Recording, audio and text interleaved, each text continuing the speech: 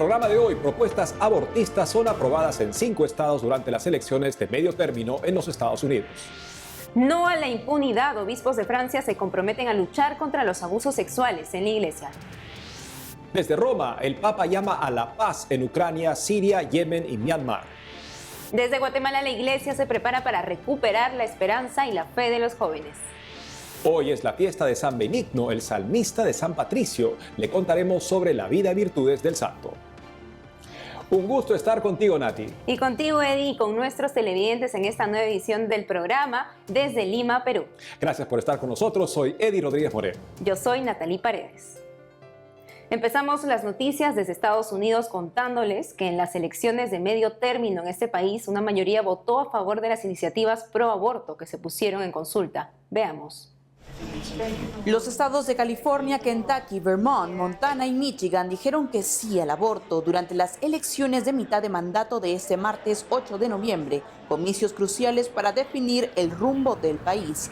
Eso fue lo que decidieron. California, sí al aborto, 68.8%. Kentucky, sí al aborto, 52.8%. Vermont, sí al aborto, 72%. Montana, sí al aborto, 52%. Michigan, sí al aborto, 54%. California. Los californianos votaron a favor de enmendar la constitución de su estado para proteger el aborto. Según el New York Times, hasta la madrugada del miércoles, más del 68% votó a favor, más del 31% en contra. Ahora las mujeres de California podrán optar por un aborto y elegir o rechazar anticonceptivos. Kentucky. Los votantes no apoyaron una medida electoral llamada Enmienda 2, que habría enmendado la Constitución del Estado para decir que no hay derecho al aborto. Al cierre de esta nota, más del 50% pidió que no haya enmienda, más del 47% la pedía. En el caso de la enmienda 2, esta pretendía configurar que la Constitución del Estado no protege el aborto.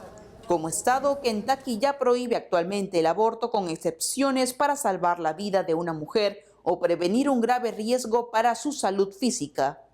Sin embargo, con el voto por el no de la enmienda, se dificultará el camino para que el Estado prohíba el aborto en todos los casos.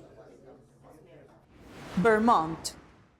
Vermont será uno de los primeros estados en consagrar el derecho al aborto en su constitución luego de darle el 72% de apoyo. Entonces, se podrá abortar durante los 9 meses de embarazo hasta el día del nacimiento. Se elimina la protección de la conciencia para los trabajadores de la salud. También se eliminan los derechos de los padres sobre las opciones sexuales y de género de los niños. Montana. En Montana, el 52% se opuso a determinar que los niños nacidos vivos, incluidos los nacidos vivos después de un aborto, sean declaradas personas jurídicas. También cerraron el paso para que los proveedores de atención médica preserven la vida de un bebé nacido vivo. Descartaron penas de hasta 20 años de cárcel y una multa de $50,000 por practicar abortos. Michigan. En Michigan, con un 54% a favor, se legalizará el aborto en cualquier momento del embarazo por cualquier razón. Permitirá que cualquiera practique abortos, incluso aquellos sin licencia médica. También se permitirá que cualquier persona ayude a las adolescentes a abortar sin que sus padres lo sepan. Es preciso recordar que las consultas sobre el aborto en las boletas electorales de las elecciones intermedias de este 8 de noviembre surgen tras la caída en Estados Unidos de Roe vs. Wade, que definió que el aborto ya no es legal a nivel nacional, sino decisión de cada uno de los 50 estados de los Estados Unidos. La 90ª Asamblea Plenaria de los Obispos en Francia culminó ayer con meditación y compromisos concretos por parte del clero ante denuncias de abuso sexual por parte de algunos presbíteros en este país. Las denuncias cobraron actualidad ante revelaciones durante los últimos días de la plenaria de obispos franceses. Veamos las resoluciones de la Asamblea. En nombre del clero francés, el presidente de la conferencia episcopal expresó el sentir de los presbíteros frente a los feligreses.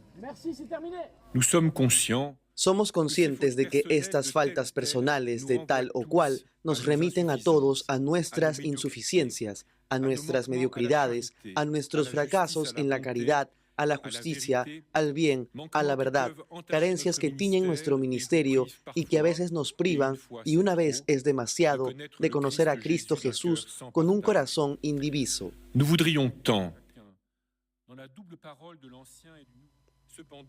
Somos conscientes, sin embargo, de que la confianza innata que el pueblo de Dios depositaba en los pastores que le fueron dados está quebrantada y en algunos casos quizás está destruida.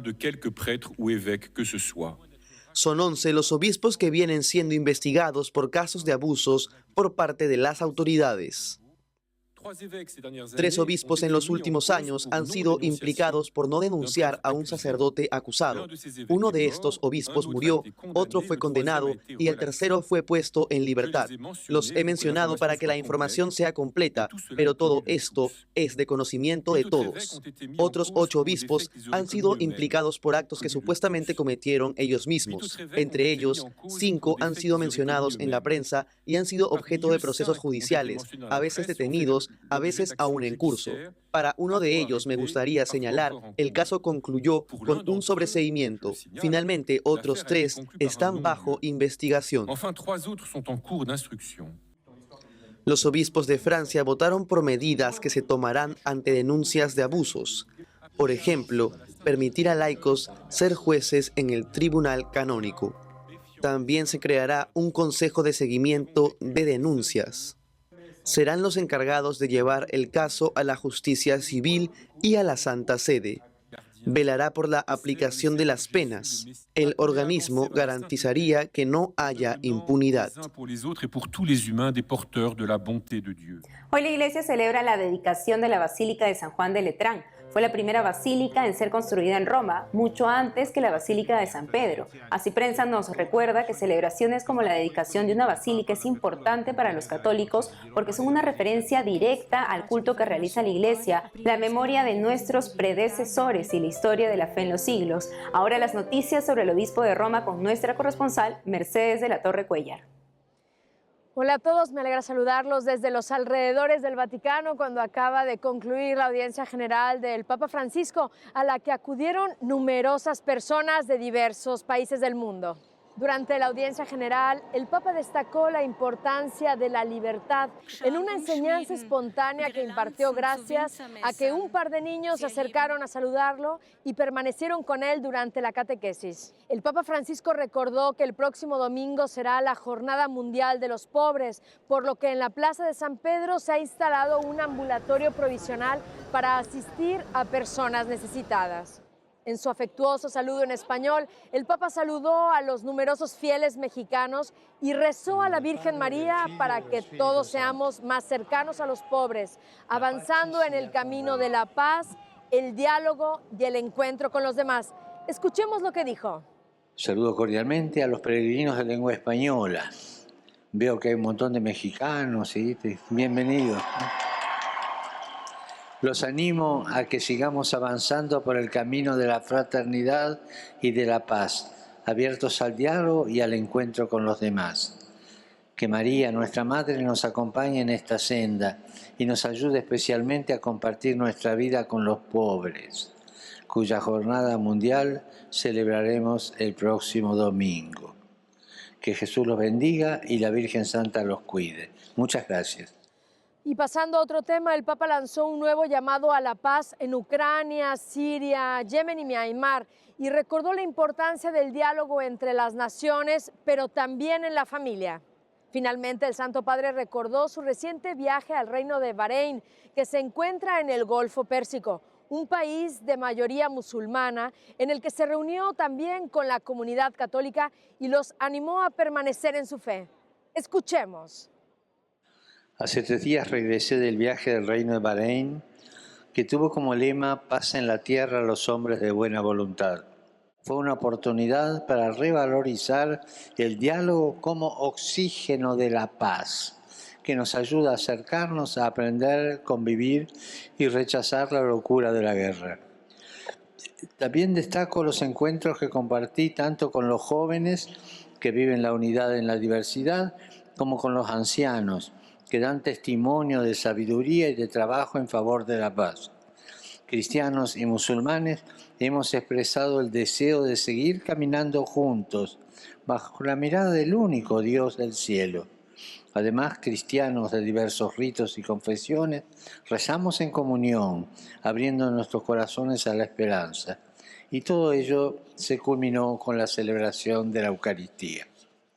Estimados, con esta invitación del Papa Francisco a la libertad, a rezar por la paz y a dialogar también en la familia, me despido por hoy. Informó para ustedes NWTN Mercedes de la Torre Cuellar. Hasta la próxima. Ahora noticias de la Iglesia en México. Organizaciones de la sociedad civil entregaron este 8 de noviembre más de 40,000 firmas a la Suprema Corte de Justicia, exigiendo respeto al derecho a la libertad religiosa. Los representantes de las organizaciones Abogados Cristianos, Hazte Sentir, Bastión Político y el Frente Nacional por la Familia instalaron además un nacimiento navideño fuera de la Suprema Corte. Estas acciones se dan ante la posibilidad de que se prohíbe instalar nacimientos de Navidad en las calles. Según las organizaciones, la medida podría afectar no solo a los nacimientos en Navidad, sino a expresiones de devoción en espacios públicos a imágenes de la Virgen de Guadalupe y de San Judas Tadeo. La Conferencia del Episcopado Mexicano también se pronunció. Veamos. Así se veía este nacimiento durante la Navidad del 2021 en el centro comercial Plaza Imbursa, al sur de la Ciudad de México. La Virgen María, San José y el pesebre esperando al divino niño a la vista de todos los ciudadanos. La pregunta que surge es si esta Navidad podrá repetirse esta tradicional figura. Hasta el cierre de esta edición, la primera sala de la Suprema Corte de Justicia de la Nación tenía planeado analizar este 9 de noviembre un recurso legal para que no se coloquen objetos decorativos en espacios públicos. Esto en alusión al nacimiento de Jesucristo en diciembre y enero. Al respecto, los obispos mexicanos señalan que toda persona tiene derecho a la libertad de pensamiento, de conciencia y de religión, así como la libertad de manifestar su religión o su creencia individual y colectivamente, tanto en público como en privado, por la enseñanza, la práctica, el culto y la observancia.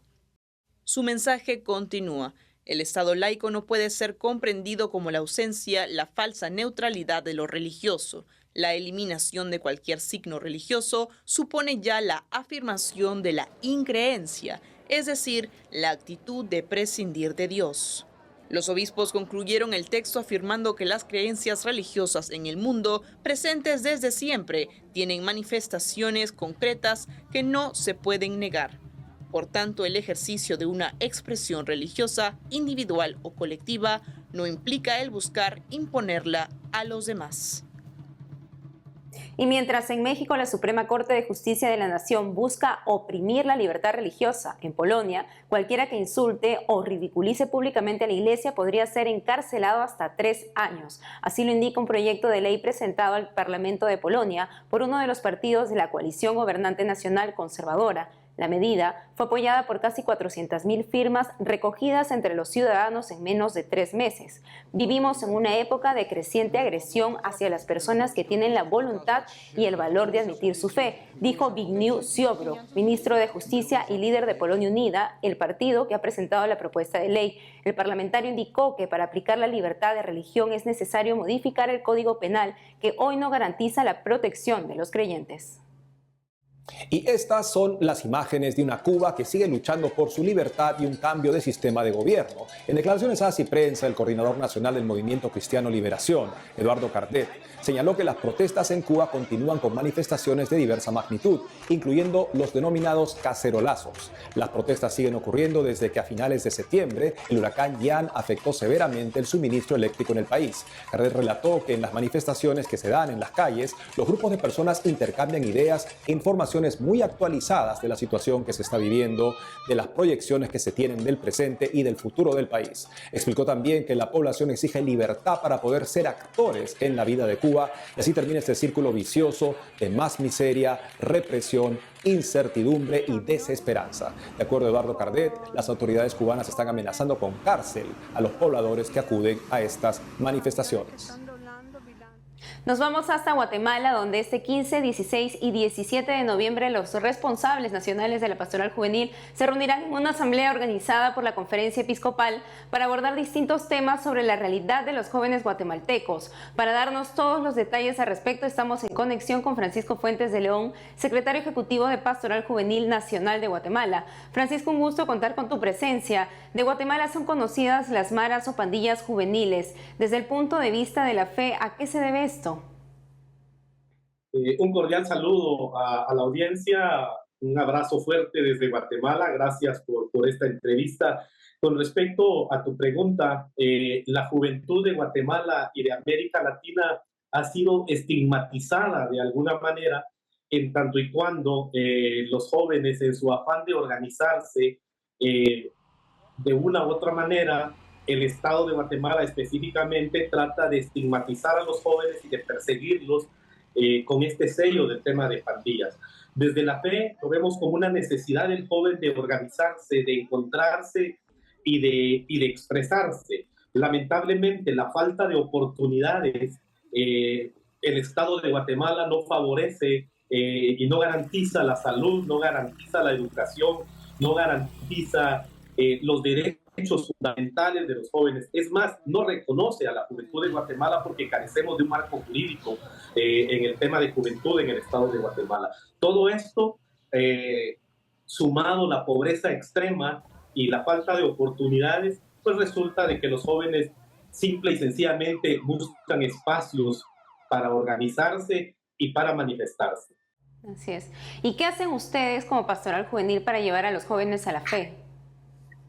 Desde el 2010, como fruto del Congreso Latinoamericano de los Jóvenes realizado en Los Teques, Venezuela, la Pastoral Juvenil Latinoamericana asumió el proyecto de revitalización como una respuesta al documento conclusivo de Aparecida. Este proyecto de revitalización nos invita primero a acercarnos a los jóvenes y a escucharlos. En la medida en que la Iglesia de Guatemala se acerca y escucha a los jóvenes. Escuchar significa escuchar con todos los sentidos, no solo oír, abrazar esta realidad, encarnarse en el proyecto pastoral y dar respuestas concretas a esas necesidades que los jóvenes tienen, a la necesidad de organización, a la necesidad de expresión, a la necesidad de sentirse acompañados, esa necesidad de amar y ser amado, y esta necesidad de encontrarle sentido a su vida. Y la Pastoral Juvenil le propone a comunidad de ideales desde el Evangelio, pues es la única manera de cómo podemos responder a todas estas situaciones que los jóvenes viven hoy en nuestro medio. ¿Y cuáles son algunos de los retos a los que se enfrentan al ayudar a los jóvenes en este camino hacia Dios? Bien, uno de los retos importantes es la realidad juvenil post-pandemia COVID-19. A los jóvenes los encontramos golpeados psicológicamente, los encontramos desvinculados de la estructura de familia, de sociedad y de los mismos grupos juveniles de la Iglesia Católica.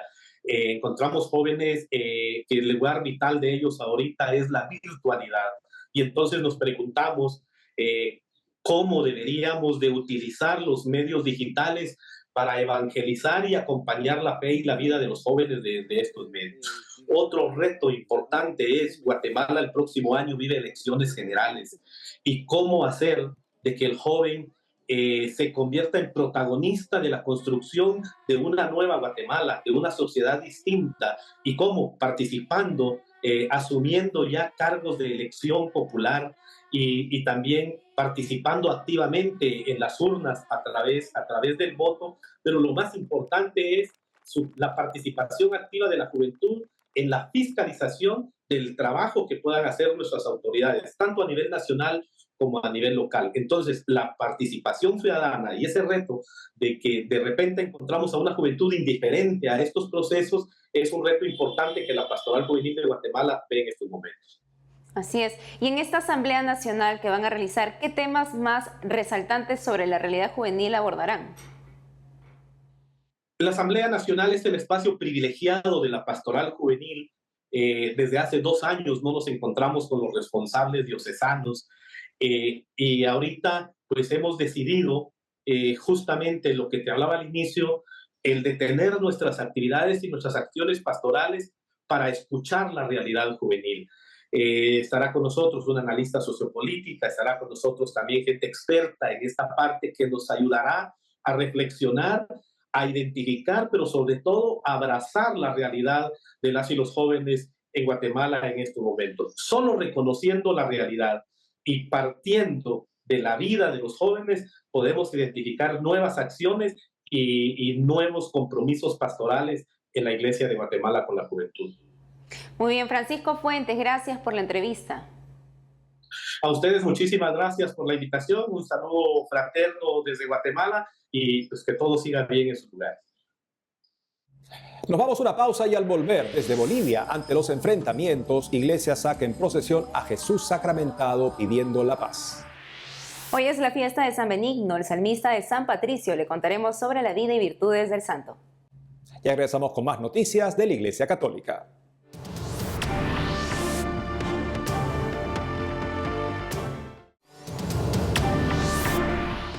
Hoy la Iglesia Católica recuerda a San Benigno. Cultivó una larga y fructífera amistad con San Patricio, patrono de Irlanda, de quien fue discípulo predilecto. Más detalles de él nos lo cuenta el doctor Eduardo Plata, presidente y fundador de la Asociación Católica Jesús Confío en Ti, una comunidad de laicos en Bucaramanga, Colombia.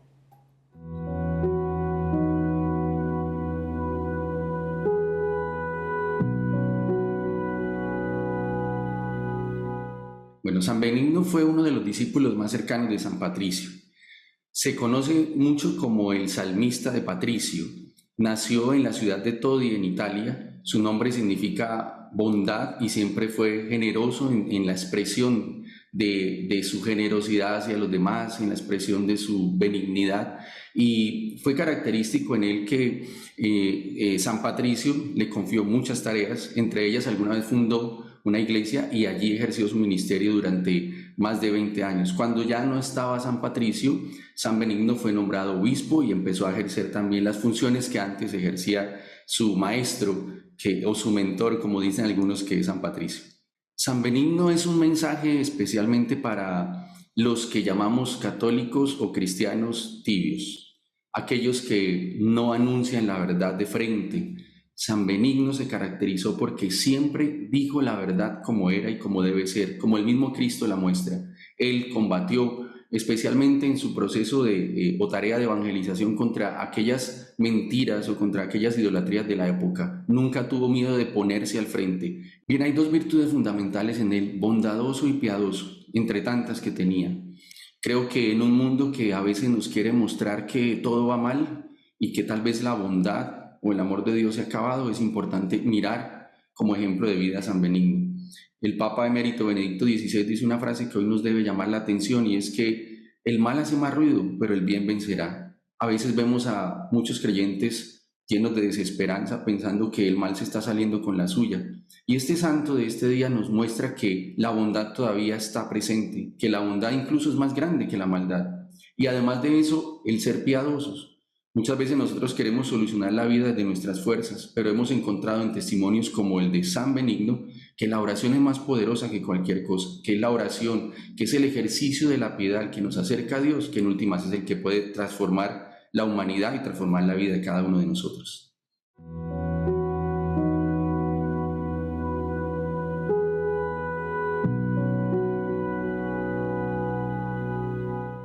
Una multitudinaria procesión con el Santísimo recorrió las calles de Santa Cruz pidiendo paz para Bolivia. Ocurrió el sábado último ante una serie de enfrentamientos y bloqueos en torno a la polémica por la realización de un censo de población.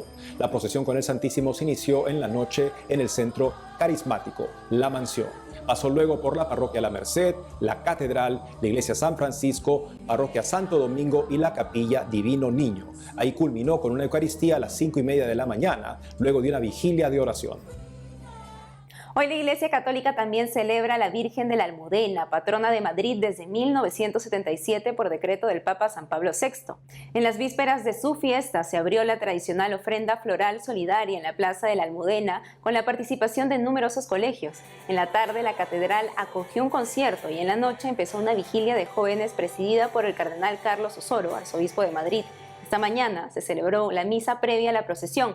La imagen de la Virgen de la Almudena sobrevivió a la invasión musulmana desde el siglo VIII, al ser escondida en una de las torres de la muralla que rodeaba la capital española. Desde entonces se le conoció como Virgen de la Almudena, ya que en árabe Almudaina significa ciudadela o recinto militar amurallado. Amigos, esto ha sido todo por hoy. Gracias por habernos acompañado. No dejen de seguirnos en las redes sociales y también de lunes a viernes a las 12 del mediodía, hora de Miami por Radio Católica Mundial en su programa Más que Noticias. Hasta entonces.